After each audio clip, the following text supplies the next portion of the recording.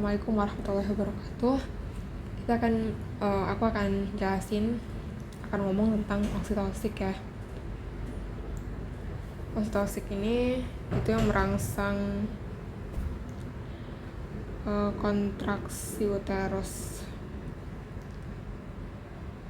Biasanya untuk induksi persalinan ya, atau untuk akselerasi persalinan. Pertama, bedain dulu induksi sama akselerasi. Induksi ini kalau belum ada tanda-tanda infartu ya, belum infartu, tapi kalau akselerasi ini udah infartu. Ya, sekelas aja. Kalau udah ada tanda infartu tapi misalnya hisnya kurang kuat, kita namain akselerasi ya, pakai obat-obat oksitosik. Untuk indikasinya itu yang pertama induksi partus aterem.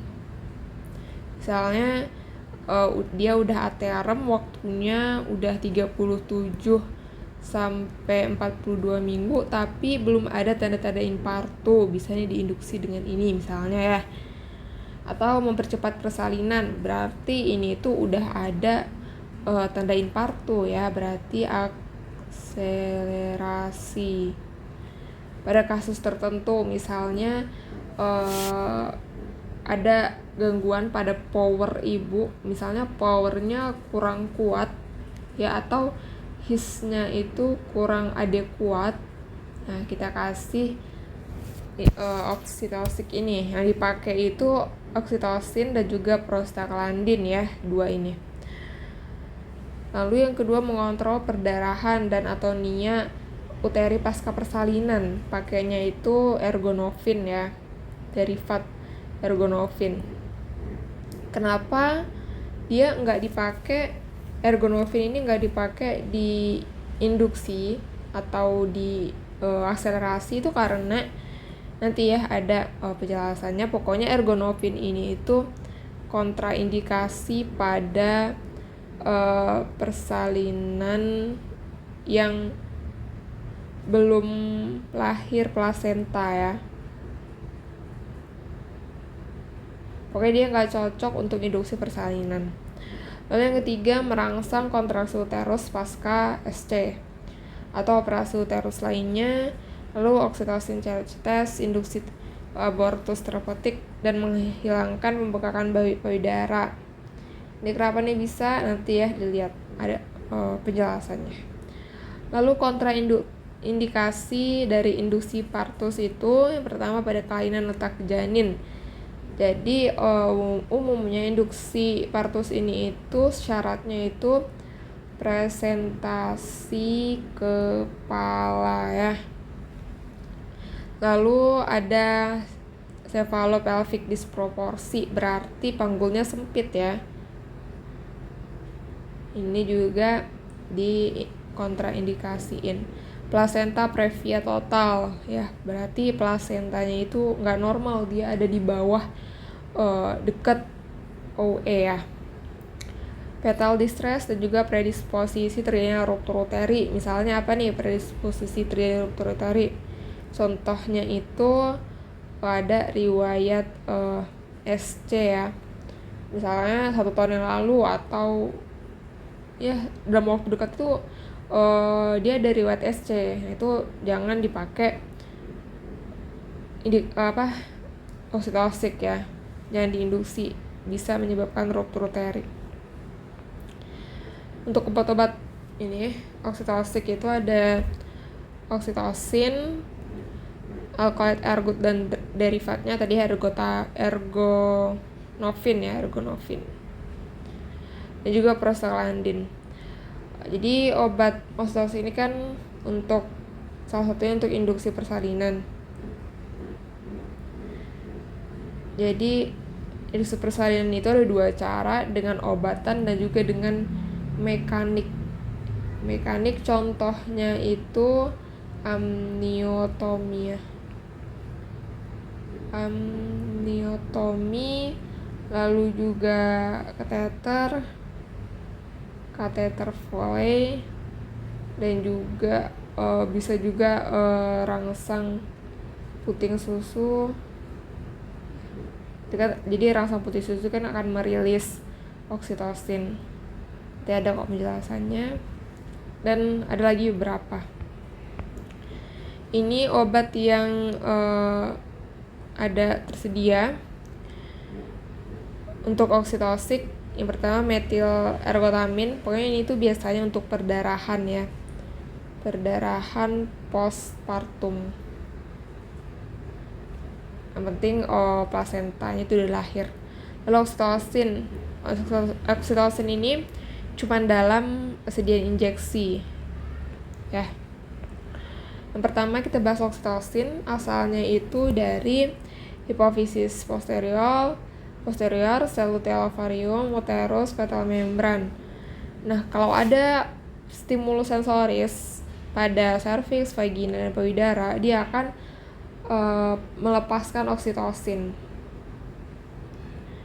Misalnya tadi hisapan bayi dalam putih susu, hisapan bayi itu melepaskan oksitosin.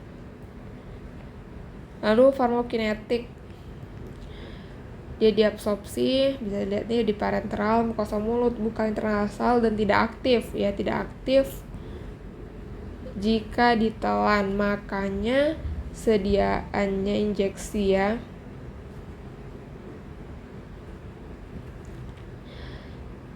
Waktu paruhnya 12-17 menit ya. Ini cocok untuk induksi persalinan, kita butuh waktu yang lebih cepat, bisa dipakai oksitosin. Di inaktif oleh oksitosinase, dihambat oleh anestesi inhalasi dan juga magnesium sulfat. Untuk farmakodinamik, jadi oksitosin itu meningkatkan kadar kalsium di dalam sel myofibril melalui pengaktifan reseptor G protein. Pokoknya intinya itu oksitosin ini itu menyebabkan kontraksi ya. Kontraksi pertama itu pada uterus. Reseptornya itu di sel otot polos myometrium ya, di otot. Mekanisme kerjanya merangsang dan meningkatkan frekuensi lama dan kekuatan kontraksi fundus uterus. Jadi dia itu kontraksinya di fundus uterus. Nanti dia bakal beda nih sama ergonovin tadi. Kalau oksitosin itu kontraksi di fundus uterus. Lalu efek meningkat sebanding dengan konsentrasi estrogen dan maturitas uterus. Kontraksi aritmik. Oh ya, untuk ini, jadi dosis untuk induksi persalinan untuk yang oksitosin itu tuh semakin matur uterus, semakin sensitif ya. Lalu kontraksi ritmik berarti dia ada fase relaksasi, ada kontraksi, relaksasi gitu ya. Dia sesuai. Hati-hati hiperstimulasi bisa tetani. Nah, lalu juga dia bekerja di kelenjar mama ya. Jadi isapan bayi itu akan merangsang melalui saraf sensoris ke otak, lalu neurohipofisis akan mengsekresi oksitosin.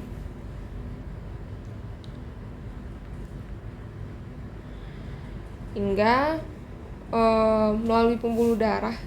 Jadi bukan sekresi ini akan berjalan melalui darah ya ke kelenjar susu. Dia akan mengkontraksi myoepitel alveolar kelenjar susu hingga asinya mengalir ke sinus dan bayi mudah menghisap. Jadi oksitosin ini yang bikin kontraksi payudara hingga ASI keluar. Bedakan dengan prolaktin ya. Kalau prolaktin itu yang memproduksinya. Oke, ini tadi ya. Menyusui itu akan menstimulasi reseptor nervus di nipple, lalu impulsnya dikirim neuroendocrine cell ke hipotalamus, lalu akan merilis oksitosin, lalu oksitosin nanti ditransport melalui darah ke payudara ya, kelenjar mame, hingga ASI-nya keluar ya. Kontraksi itu menyebabkan ASI-nya keluar, mudah dihisap oleh bayi. Lalu yang ketiga itu juga ada kerja di sistem kardiovaskular. Jika dosis besar, dia akan merelaksasi otot pelus pembuluh darah hingga tekanan darahnya menurun ya. Nah, itu kan tubuh kita pasti ada kompensasi. Nah, kalau dosisnya diteruskan, nanti tekanan darahnya malah akan meningkat ya, hipertensi. Nah ini hati-hati ruptur uteri. Makanya tadi efek sampingnya itu bisa ruptur uteri kalau hiperstimulasi ya, bahkan asfiksia janin hingga kematian. Kalau terjadi hiperstimulasi, kalau terjadi kontraksi yang kuat sekali gitu, yang lebih dari 60 detik kalau nggak salah ya, pokoknya yang kuat, itu segera hentikan ya oksitosinnya. Untuk dosis, kalau induksi partus et atrem, dosisnya 20 unit dalam 1000 ml dextrose 5%, mulai 0,2 ml per menit. Jadi kan dia 1 ml itu 20 tetes per menit. Berarti kalau dia dosisnya 0,2 ml per menit, berarti dia 4 tetes ya per menit. Evaluasi tiap 15 menit dapat dinaikkan bertahap 0,1 sampai 0,2 ml per menit, maksimalnya 2 ml per menit. Kalau partus udah mulai, maka dosisnya dihentikan atau diturunkan. Juga bisa digunakan untuk profilaksis dan mengontrol perdarahan postpartum ya. Dosisnya 10 unit intramuskular, intravena umbilicalis saat kala 2. Untuk sediaannya dia itu injeksi 10 unit per mililiter dalam ampul 1 mililiter. Lalu yang kedua, alkaloid ergot. Ya, asalnya itu pada jamur Tachycaps purpurea.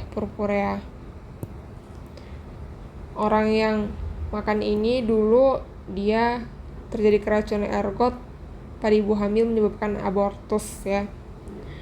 Nah, ada 3 derivat. Yang pertama ergotamin, alkaloid asam amino, dihidroergotamin, dihidroalkaloid asam amino, dan ergonofin, alkaloid amin. Ini. Jadi yang digunakan itu adalah ergonofin ya, atau ergometrin. Karena 2 ini sebenarnya ada efeknya, ada efek untuk kontraksi, cuman dia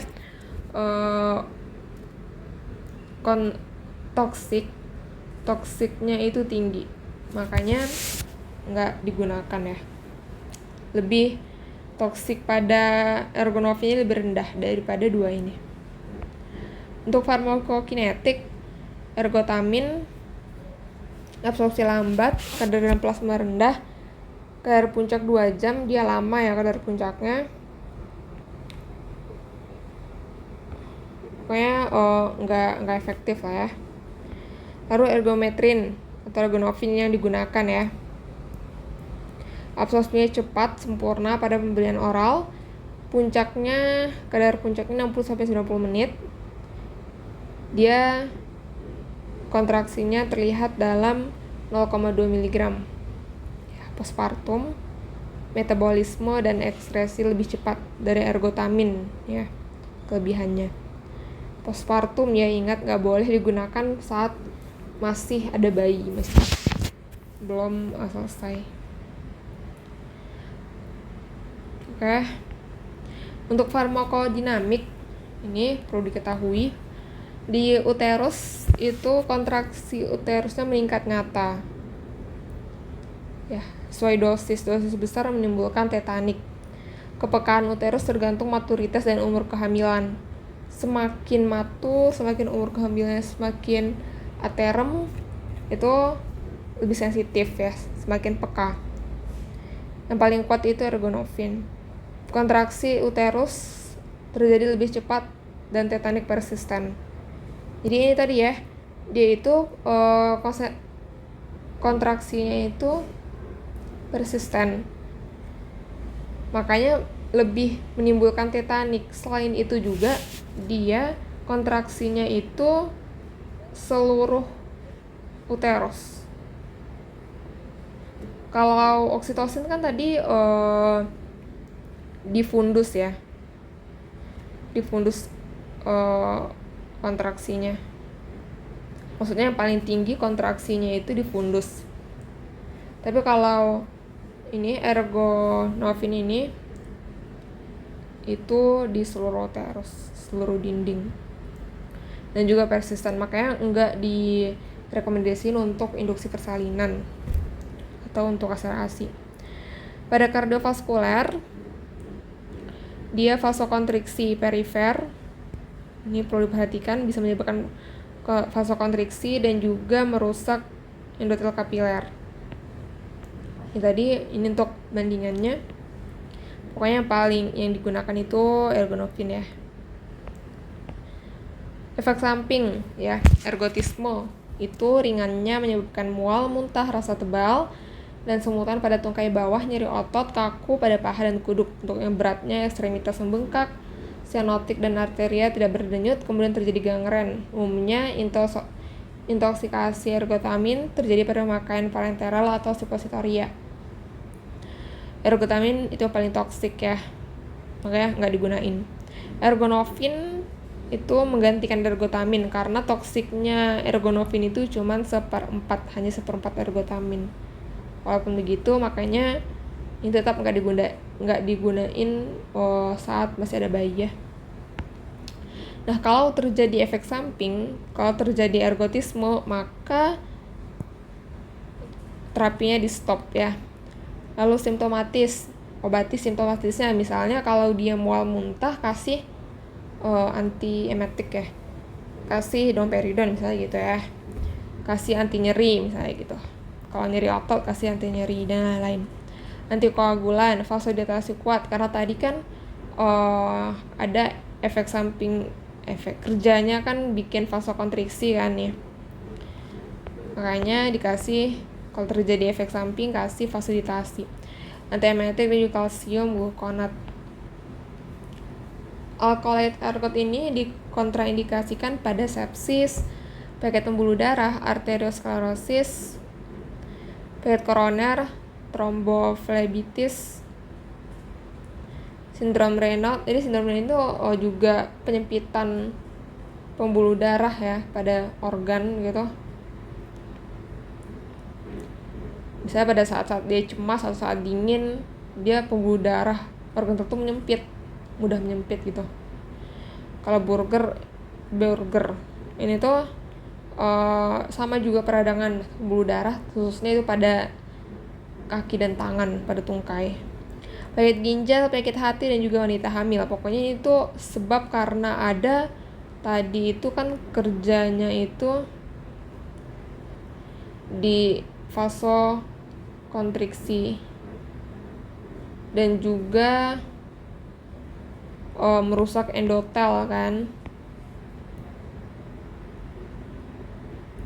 Makanya pada penyakit-penyakit ini itu udah pembuluh darahnya bermasalah, dikasih obat ini makin bermasalah ya, makanya dikontraindikasikan. Sediaannya ergotamin tatrat, ini tablet yang gitu yang digunakan tuh ergonovin ya. Injeksi 0,2 mg per mililiter, kalau tabletnya 0,125 mg. Nah, yang ketiga itu prostaglandin, terutama prostaglandin E2 dan F2 alfa. Nah, prostaglandin itu ada di uterus, cairan menstrual, cairan amnion, dan juga cairan semen. Di inflamasi juga ada ya, inflamasi dia biasanya ngeluarin prostaglandin juga.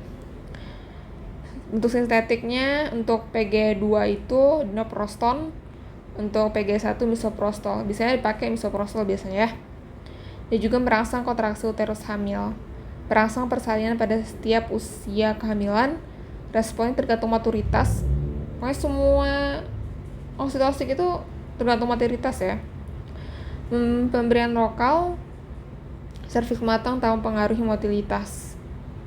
Jadi ini juga dipakai untuk pematangan serviks ya.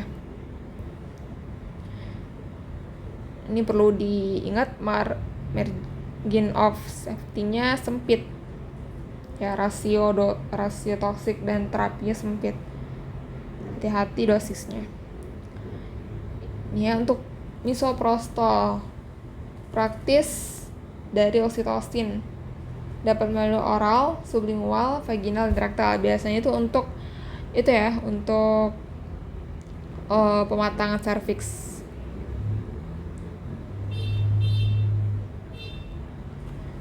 Murah dan stabil pada suhu ruangan dibanding dinoproston.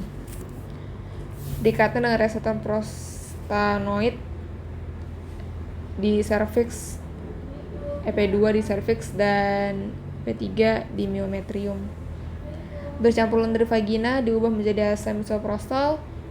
Ini ya, bisa untuk induksi persalinan, bisa untuk pematangan serviks, mencegah dan pengobatan perdarahan postpartum. Untuk dosisnya, misoprostol itu 25-50 mg, dapat diulang 4-6 jam. Bisa oral, bisa sublingual, dan juga vaginal. Pencegahan dan pengobatan perdarahan postpartum, dosisnya 600-800 mikrogram rektal ya. Sebagai pil pasca senggama sampai 120 jam pasca koitus. Nih, dosisnya besar ya, 0,4 mg. Kalau tadi ini kan mikrogram, kalau ini 0,4 mg. Kenapa? Itu karena tadi ya, itu efeknya itu sesuai sama kematangan serviks. Maksudnya pematangan uterus. Kalau pada hamil kan uterusnya kan makin matang, makanya dosisnya kecil aja. Tapi kalau ini kan enggak ya. Ini kan maksudnya untuk itu ya, kontrasepsi. Makanya dosisnya besar. Melindungi mukosa lambung, efek samping ringan, mual, menggigil, diare. Untuk sedangnya hiperstimulasi, fetal distress, dan berat ruptur uterin atonia. Oke, mungkin sekian. Maaf jika ada kesalahan. Assalamualaikum warahmatullahi wabarakatuh.